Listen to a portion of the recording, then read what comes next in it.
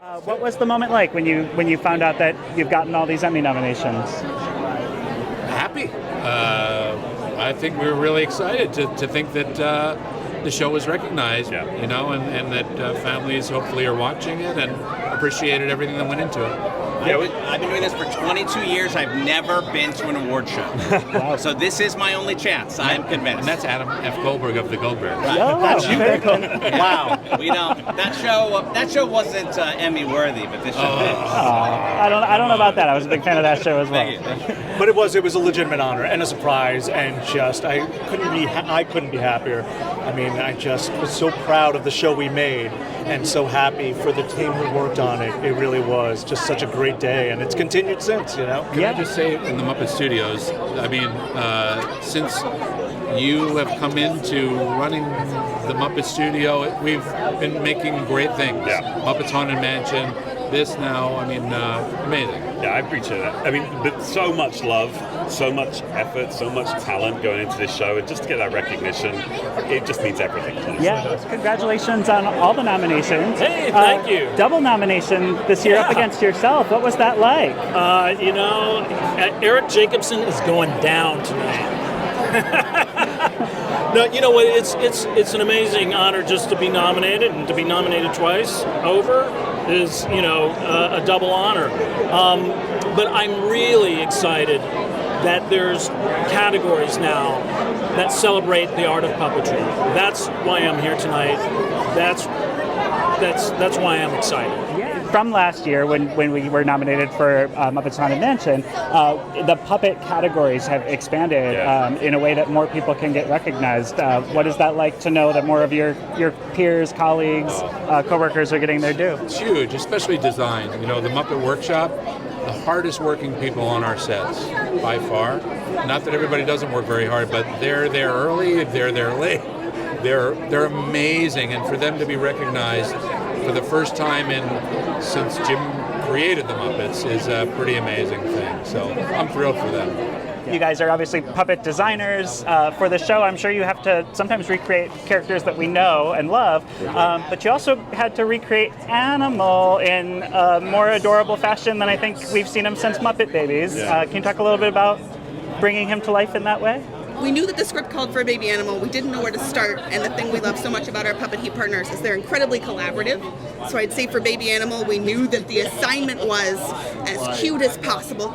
So we looked at inspirations like Baby Groot and Baby Grogu and the pantheon of Disney babies, just to make sure that our little guy would stack up among them.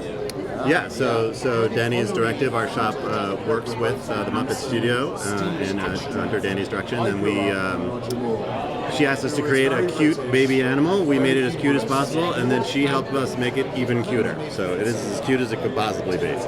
He's definitely scientifically. No, it's definitely for research purposes. We know this now, For sure. and now Bunsen Honeydew can move on to other things. Of course, exactly. Now, obviously, last night the designers who helped bring Baby Animal into physical reality for you to Puppeteer were nominated. What was that like, getting to play a different iteration of Animal? Oh, yeah, well, that was such a blast.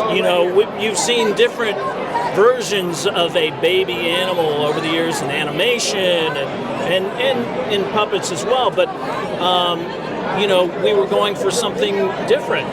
This was not, Muppet Babies Animal. This was something new, and so, to have, any kind of influence on what that character was going to be like was I really treasured.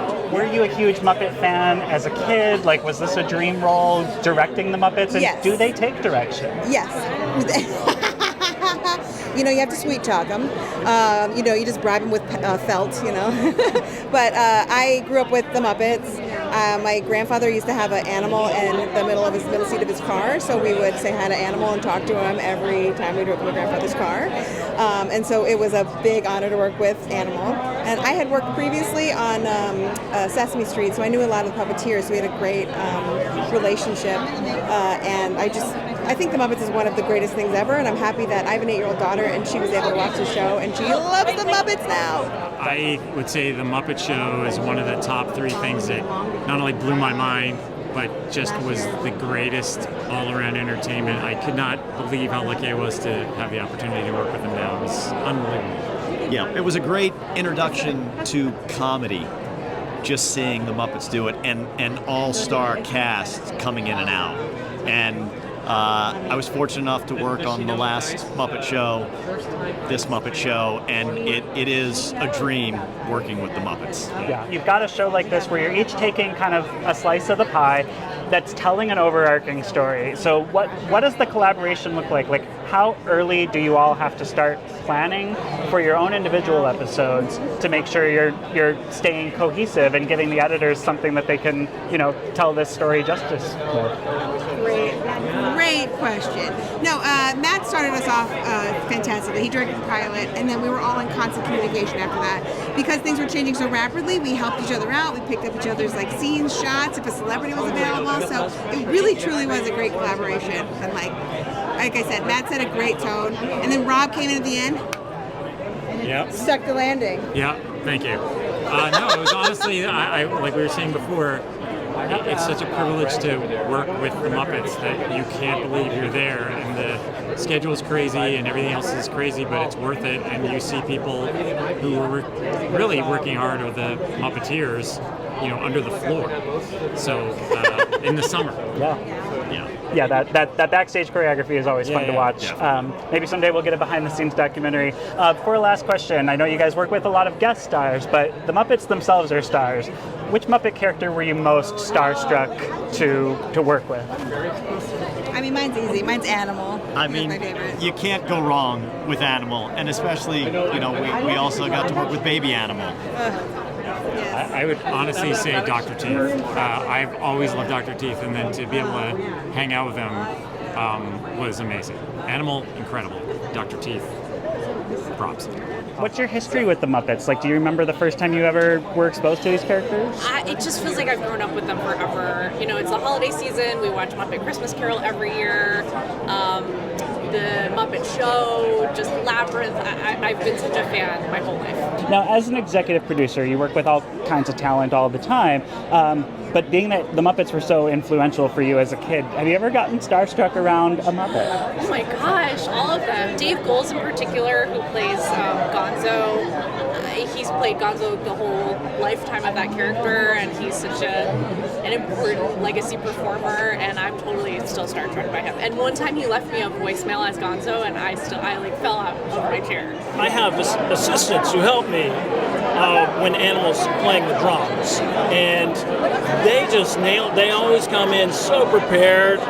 They've got their sheet music all up there in the drums. They're right there with me, and they're really playing the notes. They're following the music, and they make it look so realistic. Yeah. And I just have to be there and bob my head up and down. They're amazing. I'm sure it's not just that, but hopefully they're part of your prepared acceptance speech, and looking forward to seeing you. Hopefully you take home some gold tonight.